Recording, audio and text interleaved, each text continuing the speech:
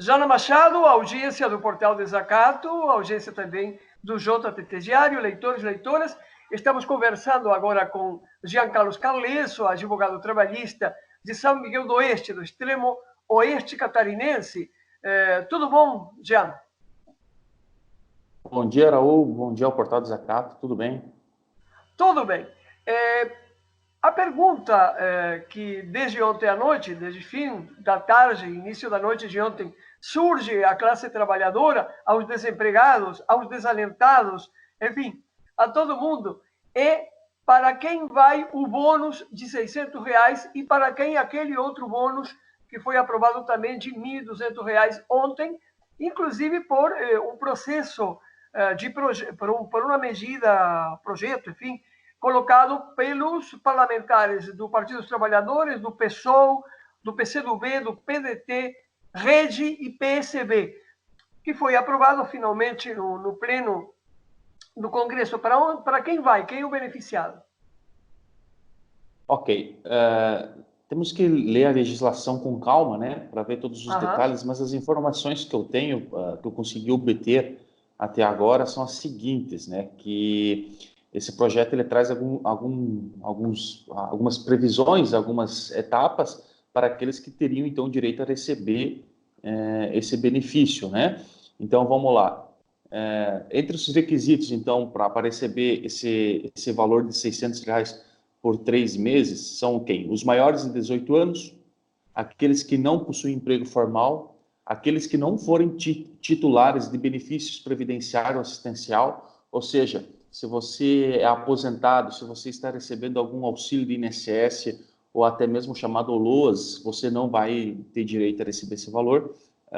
Também aqueles que são beneficiados do seguro-desemprego ou qualquer outro tipo de programa de transferência de renda do governo federal. Inclusive também o caso do Bolsa Família. Quem recebe Bolsa Família também não vai receber esses R$ 600. Porém, se o valor do Bolsa Família for menor, então poderá optar por esse benefício maior, suspendendo o Bolsa Família enquanto durar esse benefício melhor, digamos assim, né?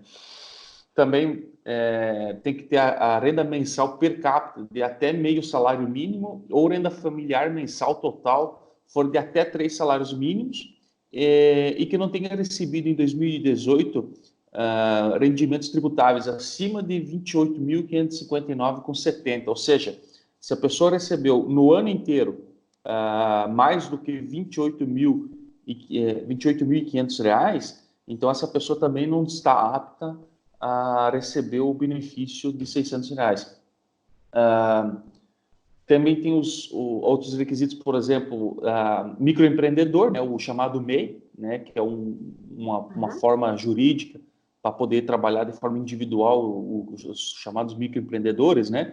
Então, esses também tem que ser contribuinte individual do regime geral da Previdência ou ser trabalhador informal de qualquer natureza, né? Mas que esteja inscrito em algum programa do governo, por exemplo, Bolsa Família, né? Até 20 de março de 2020. Então, esses são alguns requisitos que eu tenho sobre essa legislação. Também teve algumas alterações no BPC e que é o também tem a BPC? possibilidade... Vamos explicar as siglas, que é o BPC. O BPC é aquele programa que eu acabei de falar, que é o chamado LOAS, que é o benefício de prestação continuada, né? Que ele é um valor pago até um salário mínimo mensal para idosos e pessoas de baixa renda, né? Então, o que acontece? Com essa alteração, vão ter direito a esse benefício as pessoas com mais de 65 anos ou então com deficiência e que tenham renda familiar per capita, ou seja, o conjunto da renda da família, ele seja inferior a um quarto de salário mínimo até 31 de dezembro de 2020, ou então igual ou inferior a meio salário mínimo até 1º de janeiro de 2021. Ou melhor, a partir de 1º de janeiro de 2021. A partir de 1º de janeiro de 2021. Considerações mais de tipo político. Bolsonaro tinha oferecido apenas R$ 200, bom, que era realmente uma loucura, como aliás é quase tudo o que Bolsonaro expressa. Por outro lado, nós vemos que em alguns países como na Inglaterra, já temos falado isso várias vezes, 80% dos salários são pagos pelo Estado. Isto é melhor que aquilo que pretendia Bolsonaro, mas me parece que, do ponto de vista da situação que estamos vivendo, Jean, ainda é precário. Inclusive, os parlamentares do campo popular e da esquerda, que fizeram este projeto de lei, né, que colocaram este projeto de lei à votação no Congresso ontem, que foi aprovado, de alguma maneira expressavam que não era tudo o que se queria, mas já era alguma coisa melhor. Temos uma população total de mais de 210 milhões de habitantes, isto deve atingir quantos? 20 milhões, 22, 24 milhões de habitantes, é isso, mais ou menos? Eu não sei agora estatisticamente, pois eu teria que olhar dados, né? Mas, olha, considerando o histórico de pobreza do Brasil e a quantidade de trabalho informal, eu não sei se esse número não chegaria até 50 milhões de brasileiros, de até repente. 50 milhões. Mas eu teria que olhar os números, né? Não tenho eles agora aqui comigo. Mas, como é que funciona, com certeza... como é que funciona, Jean, ao longo do tempo? Isto tem início agora, imediato, em função das precariedades produzidas pela pandemia, mas termina quando? Qual é a finitude desse projeto? Que diz a respeito disso? Ele é um projeto que foi aprovado em situação emergencial, né? Então, o estado de calamidade pública ele vai fazer com que o governo possa descumprir as metas fiscais que a legislação previa, né? Então, toda aquela conversa que teve ano passado e retrasado sobre rombo fiscal, economia fiscal, isso daí tudo foi pro lixo, né?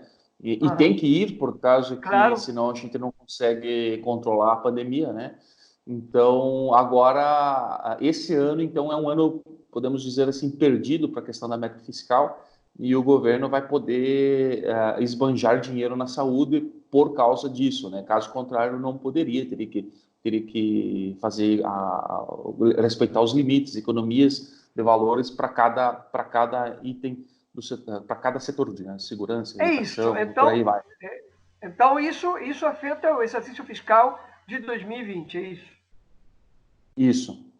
Perfeito. Já uma última pergunta. A gente observou ontem que esse recuo do governador Carlos Moisés com relação aos cuidados, às restrições estabelecidas pelo Estado de Santa Catarina, está muito motivado pela pressão de mais ou menos umas 50 entidades, grupos, associações, de pequenos, médios e grandes empresários do Estado.